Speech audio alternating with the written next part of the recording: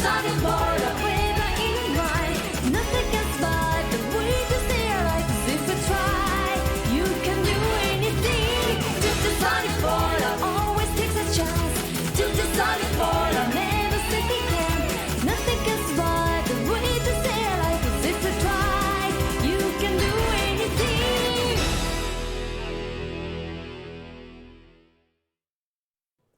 Toot toot, Sonic Warriors. It's time for my favorite, absolute favorite Sonic the Hedgehog game of the 16-bit era. It's Sonic CD. Look at this. Look at the visuals. Look at the beautiful backgrounds. Listen to that amazing Japanese soundtrack. Because yes, Sonic CD came with two separate soundtracks. In the West, I believe in North America, we got a completely different soundtrack to the one you're hearing right now. This is the Japanese soundtrack, which some people consider to be the true soundtrack because, well, I'll explain a little bit later. But for now, where are we? What's going on? What was with those cutscenes? Whoa, everything's all topsy-turvy. It's Sonic CD. And I'm pumped up. So, the story of Sonic CD is as follows. Sonic the Hedgehog wants to visit Never Lake to see the little planet that appears over Never Lake every, I don't know, couple hundred years or something like that. I don't know. Every certain amount of time, the little planet appears, and the little planet is the home of the Time Stones.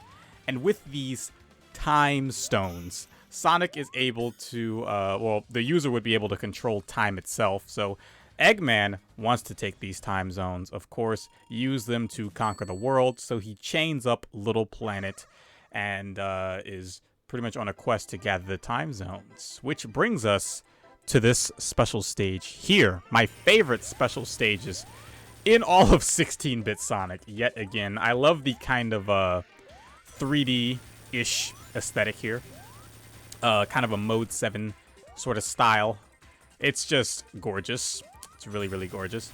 So here's what you got to do in these special stages. You have to run around and jump on all these UFOs, avoiding the obstacles in your way. It doesn't really matter if you run out of rings, but if you touch the water, your time will tick down. That's what's most important, is to make sure that you have enough time to smash all of the UFOs. If you don't, then it's game over. Luckily, I had plenty of time.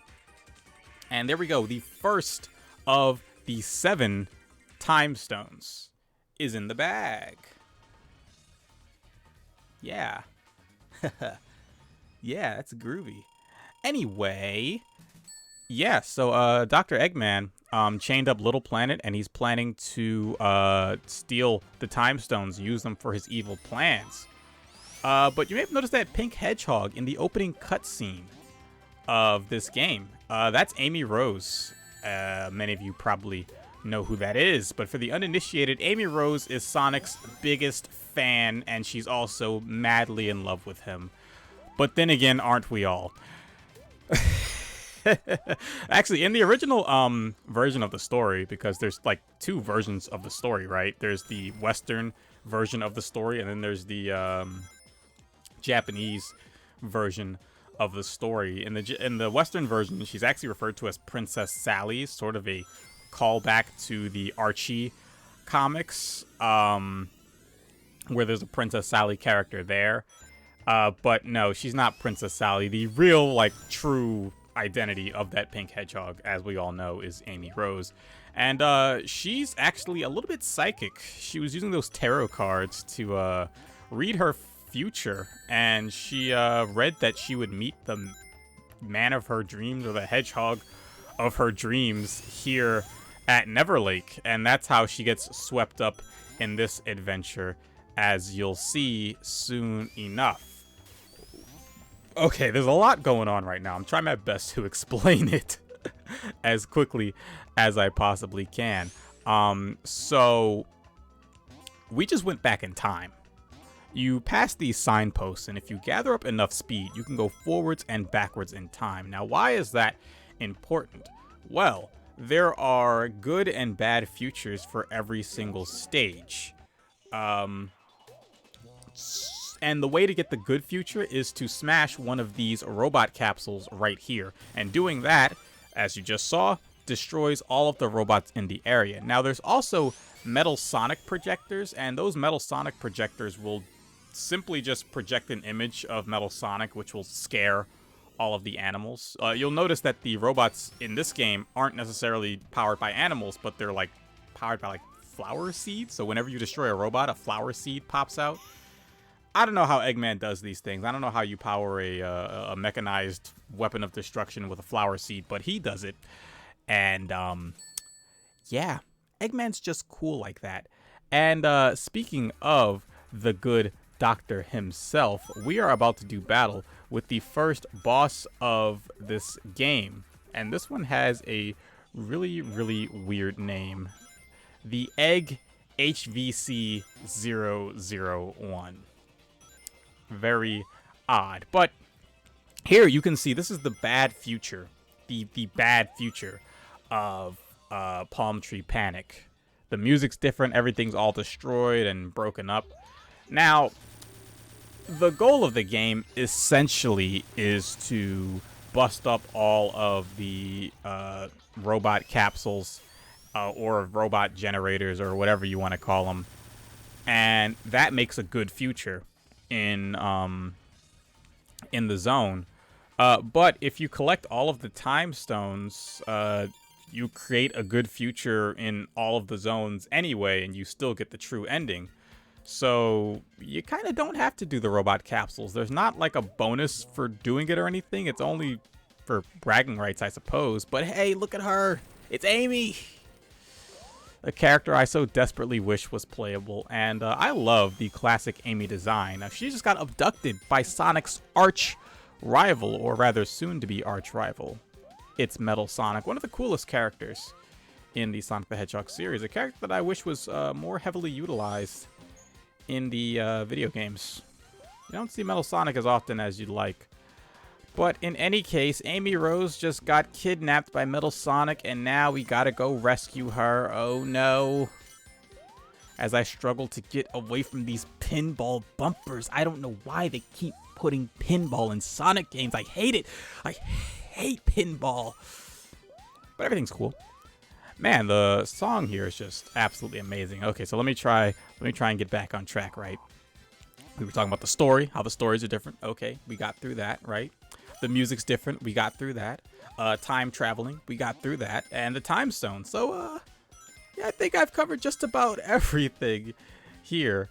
Oh, man. Stupid slicers. These things suck.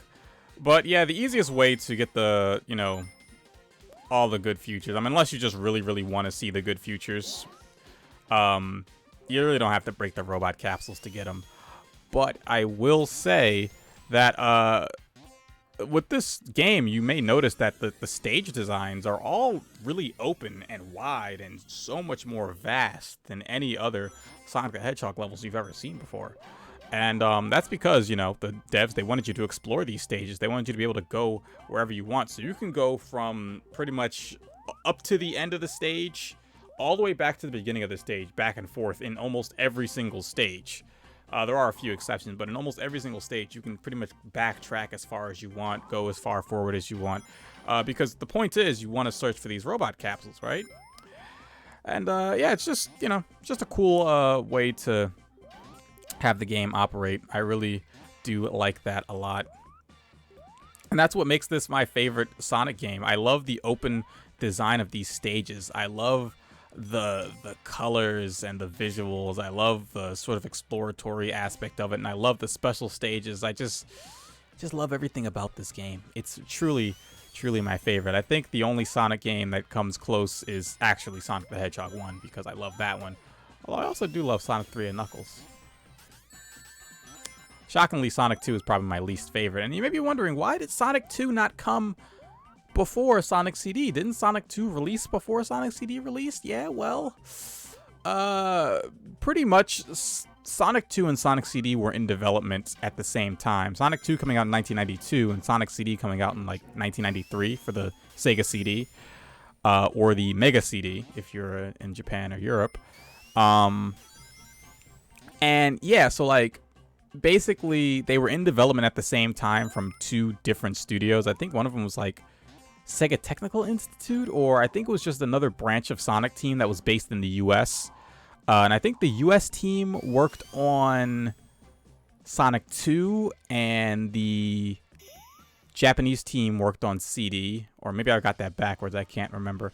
But as you saw right there, once I passed that little sign that said goal, I could not go back any further. So you have to be careful if you want to backtrack and try and find the robot capsules. You got to be careful to not go past that point of no return. Anyway, though, yeah, so there were 2 versions of this game, or rather, there were 2 teams working on 2 different sequels to Sonic the Hedgehog 1. And it's been debated for a long time whether or not Sonic CD takes place before or after Sonic 2. I've always been in the camp that Sonic CD takes place before Sonic 2. Because Tails isn't in it. There's also a message, I think, hidden in the sound test of this game where Tails will say, "See you next game," or maybe that's at the ending, or I don't know. But here you can see the the future version of Quartz, or Collision Chaos for like just a half second before I just time travel back into the future. The bad futures are actually kind of difficult to navigate. They're just kind of like, there's more robots, it's more traps, you're more likely to get hit, and I'd like to get to the end of the stage with 50 rings, so if I ever get into a bad future, I'll just leave.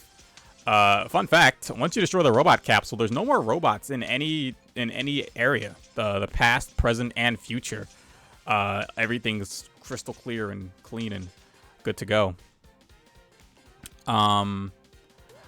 But yeah, pretty much Sonic Origins, though, confirmed essentially that this game takes place before Sonic 2, because in the story mode of this game, you go from Sonic 1 straight into Sonic CD, and then from Sonic CD straight into Sonic 2. So, yeah, eat it, guys, who thought that Sonic CD took place after Sonic 2. You were wrong. For all these years, you were wrong, and I was right. And now I can sleep the sleep of a person who's self-righteously right about Sonic facts. Anyway, here we go with another special stage. Oh, I love the songs to these special stages. Honestly, they're just so freaking catchy. I just love how they look. I love everything about this game. It's so fun. It's just so fun. This is a Sonic game that I could just play over and over and over again. Even though it's kind of long compared to Sonic 1. So usually if I'm going to pop in a Sonic game just to play around for a little bit, I'll usually just turn on Sonic 1 because it's short. It's short. It's easy. I could beat that game in like 40 minutes or so. 40 minutes to an hour. Sonic CD takes a little bit longer. It's a little bit more involved. There's more stages. There's more stuff happening. But I just think Sonic CD is so impressive, you know? The Sega CD was such an interesting piece of technology that was so underutilized in its day. I mean, there were a lot of Sega CD games that came out, don't get me wrong, but, you know, it was just never really a piece of technology that took off. And oh my god, I've got 1 second, oh my god. But I'm a champion, so of course I hit that UFO.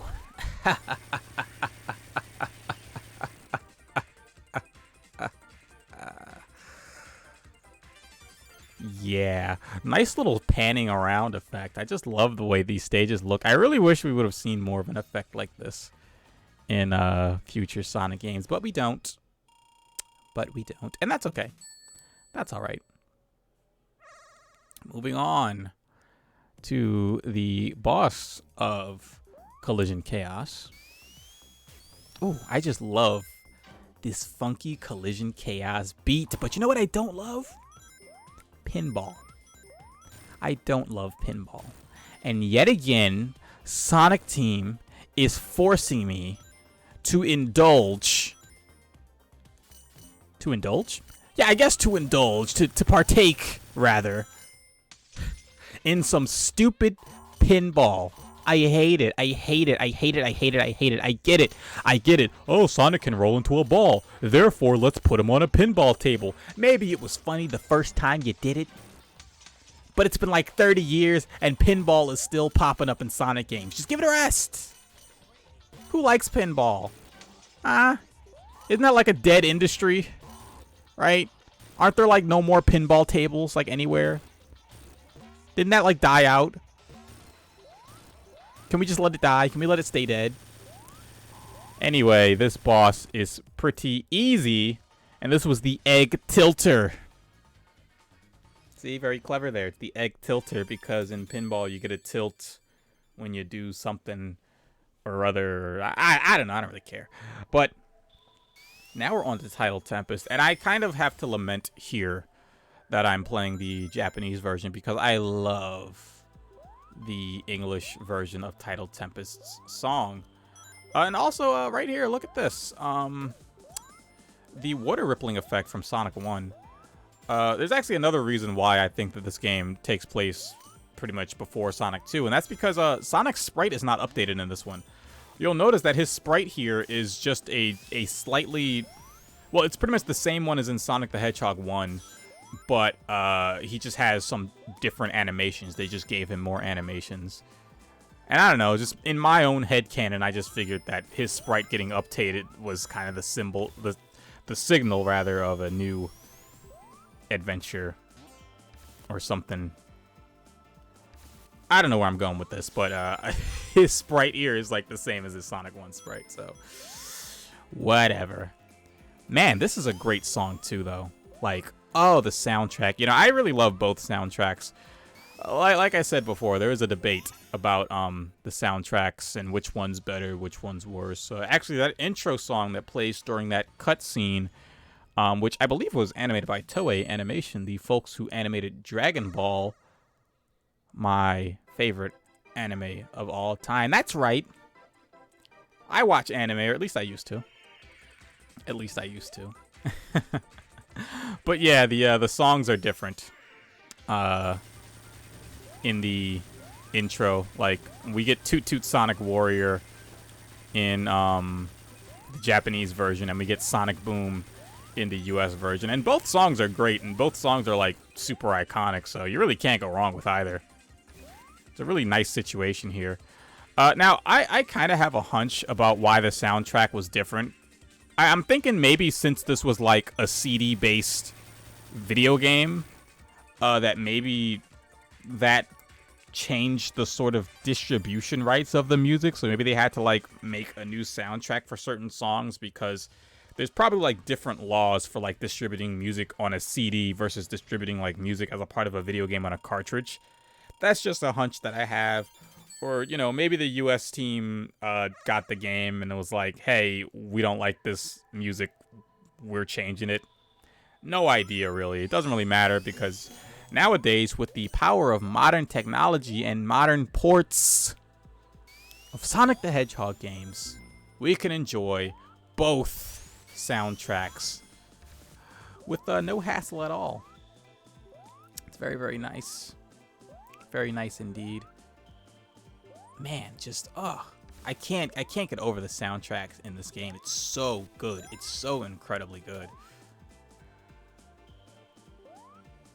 Sometimes I just gotta stop and just listen to it a little bit myself. It's just so good. Man, I love this game. Yeah, in the Sonic Origins versions of this game, in fact, of course, naturally, it's playable in 16:9 aspect ratio, of course. But you can also play as Tails in the game. And no, I don't think they ever coded Knuckles into this one, because this version of the game is essentially it's essentially a port, a mildly enhanced port of the Xbox Live Arcade and PlayStation Network ports, which I believe were also an Android phone port of Sonic CD. But it's just an updated version of that one. So in that one, you pretty much got all the new bells and whistles, like saves and the ability to play as Tails in Sonic CD, which is cool if you like Tails. It's fun to play as Tails in Sonic CD. Although, really, I kind of prefer Sonic because he has his super peel out. And right there, Sonic was just internally screaming because he got hit by this dragonfly robot. Oh, man. Lost all my rings there. What a bummer. I love this song, too. You're going to hear that a lot. I almost feel like I shouldn't mention all the songs that I love because I love almost every song from 16-bit Sonic and modern Sonic too. Yeah, listen to that track. So good. Yeah. So I'm stopping here to show you that there is no danger music when you're drowning, and the game just decided not to give me a bubble there. But yeah, there's no danger music when you're drowning. And also, you know, you may have noticed earlier that when you get speed shoes or when you get an invincibility power up, instead of the speed shoes speeding up the music, they change to a completely different track. And well, the power up always changed the music, so that's nothing new. But because it's a CD-based console, that kind of changes the way that music is played in the game. So I think that pretty much it was kind of not possible to speed up the music. That was always what I assumed. I think that's why, or maybe they just decided to give different music for the speedy feat. But I don't know. I have hunches. I have theories. I'm a Sonic theorist in my spare time. Maybe I should be doing something better with my spare time. But what could be better than Sonic CD? Now we're going to the future. Got to get up to 88 miles per hour, which I always assume is like a Back to the Future reference, that you have to gain up a certain amount of speed before you can time travel. Like in Back to the Future, you have to get the DeLorean up to 88 miles per hour in order to, I don't know, generate the 1.21 gigawatts to power the flux capacitor and activate time travel. I like Back to the Future. It's good. It's good stuff. Maybe you can hear that Toot Toot Sonic Warrior right there. It's good stuff. Good stuff. I also believe that in the Western version of the game, the songs plays Sonic Boom, like a rendition of Sonic Boom, instead of Toot Toot Sonic Warrior.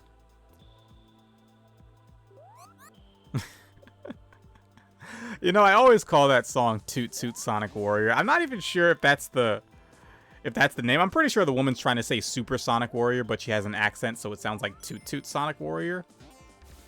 Or maybe she is saying super. Or maybe she is saying Toot Toot on purpose. I just can't imagine she'd be saying Toot Toot Sonic Warrior, you know? I feel like that would just be kind of weird. Not that it really matters, I mean. We all get what she means. We all get the message, eh? Eh. Here we go with another Time Stone. Love this song. And I love this background, too. This background is really, really awesome. Makes me want to visit that island there. It looks like it would be a great set piece for a Sonic stage. Very beautiful. Gotta love it. Gotta love it.